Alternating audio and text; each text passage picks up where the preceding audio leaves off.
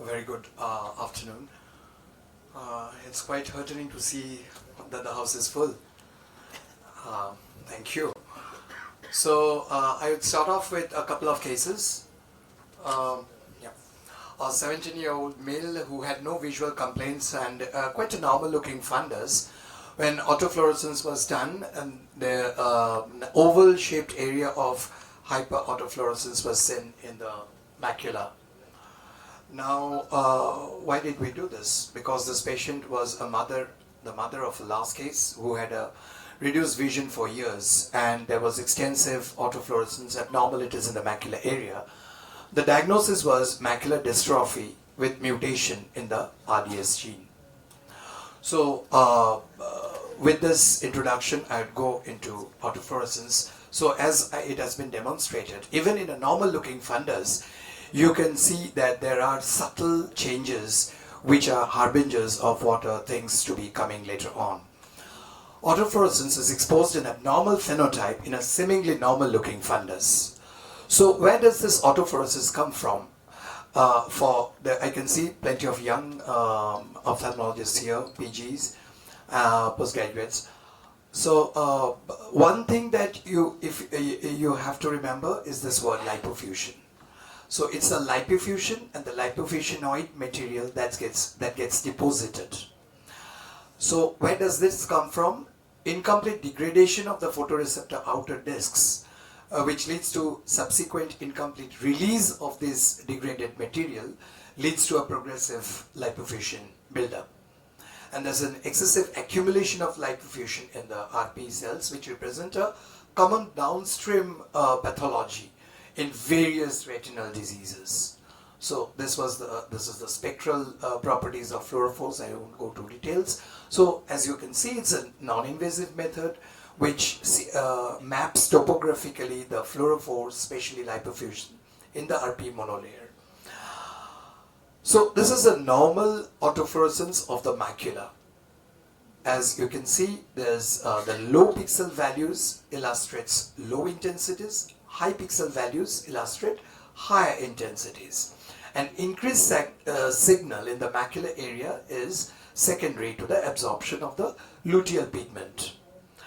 Now it increases in RP dysfunction and it decreases where there's loss of photoreceptors. So if there's one takeaway from here, you should remember this single thing. Sick is equal to increased hyper autofluorescence. Sick RP, hyper. Dead RP, hypo. So, and that with this you can actually justify most of the findings in FAF. As I said, where there's a reduction in the RP lipofuscin density, as in dead RP, RP atrophy, in hereditary retinal dystrophies, where there's increased RP melanin content, and increased RP where there's excessive RP lipofuscin accumulation, like lipofuscinopathies, as they are named nowadays, Stargardt's disease, Bayes disease, pattern dystrophy, adult Whitley-form dystrophy. We'll come to them in the clinical applications. We start off with a Stargardt's macular dystrophy. This is what we find. A central oval area of reduced signal that is surrounded by small disseminated spots of reduced and increased intensity. And it shows very decreased RP intensity in the center, and at the periphery the flecks correspond to the punctate spots, which is bright FAF signals, and this is better delineated with the number seems to be much more than in the FAF images than what you see in the clinical image. In a late stage, there's extensive multifocal retinal pigment atrophy, and there's marked alteration in the signal. As you can see, the FAF signal appears to be normal around the optic nerve end, but you can see those gross atrophic areas in the macula. In Whitley-form dystrophy, this is a young child, a boy of 10 years. FAF image shows a very well-defined white deposit centrally at the level of the RPE. And later on, as the disease progresses, there's a 21-year-old gentleman with increased FAF in the central lesion, particularly at the bottom, which means that there is lipofuscin collection at the bottom of the of the abnormality here. And increased FAF in the borders of the lesion with a very bright signal at the bottom. And in a later stages, 65-year-old lady, the central area of RP atrophy, which has a much decreased FAF signal. We call it hypo-FAF. And there's another second lesion going on over there. Probably that's a vitello-eruptive stage with a mottled increased FAF. So this is how drusen usually looks like. They're hypo-autofluorescent. We come to RP.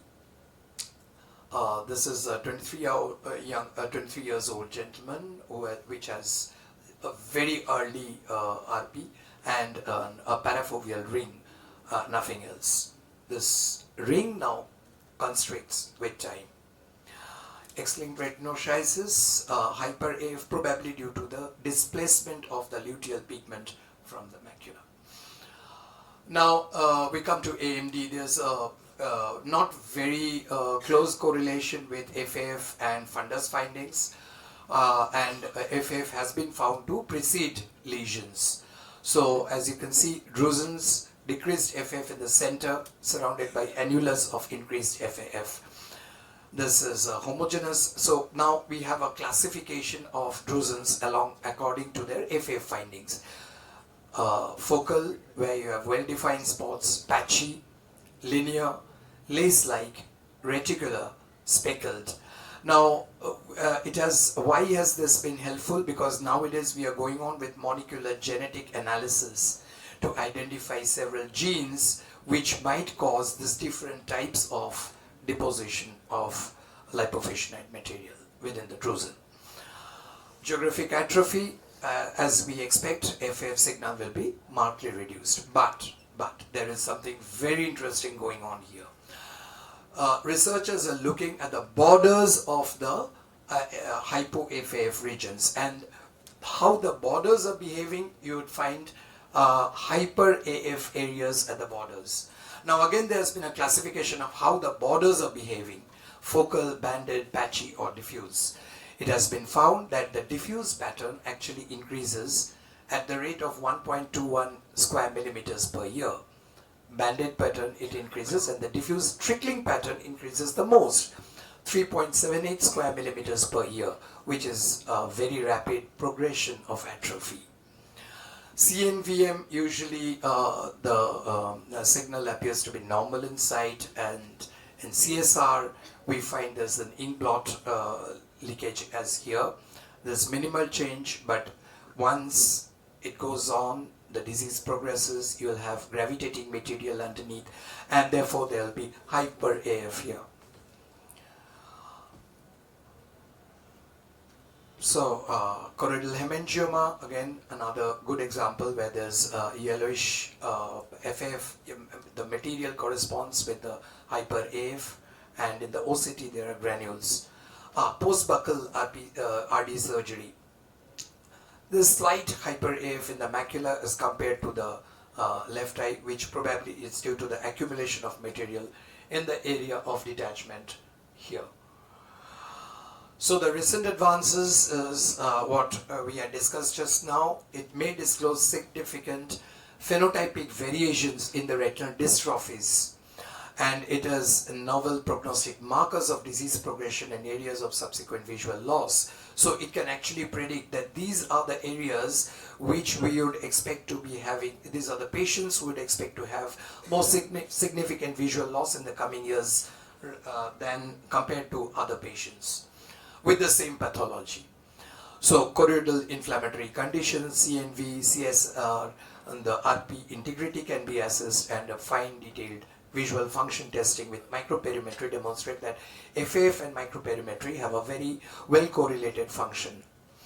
So to conclude, it's a valuable non-invasive tool, and it has revolutionized ophthalmic imaging. Thank you. Thank you, Soumen. So it's an excellent talk on